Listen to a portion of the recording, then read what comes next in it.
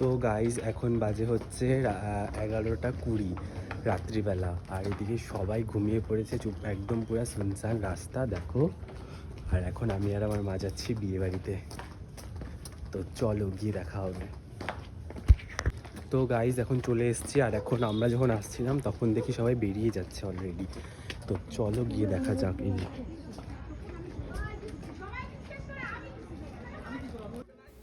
তারপরে চলে গেছি নতুন ব্রাইডকে গিফটটা দিতে।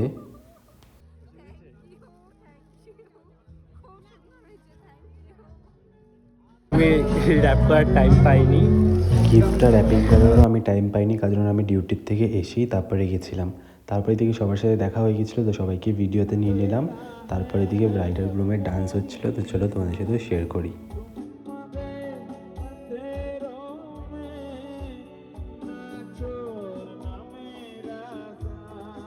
তো গাইস চলে এসেছি বাড়ি নিয়ে, তো চলো তারপরেই আমরা ফুচকা খেয়ে নিলাম, আর ফুচকাটা খুবই টেস্ট ছিল, আর আমি বেশি কিছু খাইনি, ফুচকাটাই খেয়েছি। তো ফুচকাটা খাওয়ার পরে এদিকে চলে গিয়েছিলাম হচ্ছে চিকেন পকোড়ার স্টলে, আর স্টল বসেছিল ফুচকা, চাট, চিকেন পকোড়া, আইসক্রিম এইসবের। তো আমি ফুচকাটাই খেয়েছি আর চিকেন পকোড়াটাই খেয়েছি, আর খুবই টেস্ট হয়েছিল সবই খাবার দাবার। তারপর এদিকে চলে এসেছি মেন কোর্সের দিকে, আর এখানে ছিল অনেক খাবার, আর আমি এত কিছু খেতে পারি না, আর রাত্রি প্রায় 1টাই বেজে গেছিলো। তারপর এদিকে ফার্স্টেই দিয়ে দিয়েছিল নানের সাথে কাবলি ছোলা, দেন অনেক কিছুই ছিল, আর আমি অত কিছু নিইনি, শুধু ফ্রাইড রাইস আর মাটন কষা দিয়েই খেয়েছি। তারপর এদিকে খাওয়া দাওয়া শেষ হয়ে যাওয়ার পর আইসক্রিম নিয়েই খেয়ে নিলাম।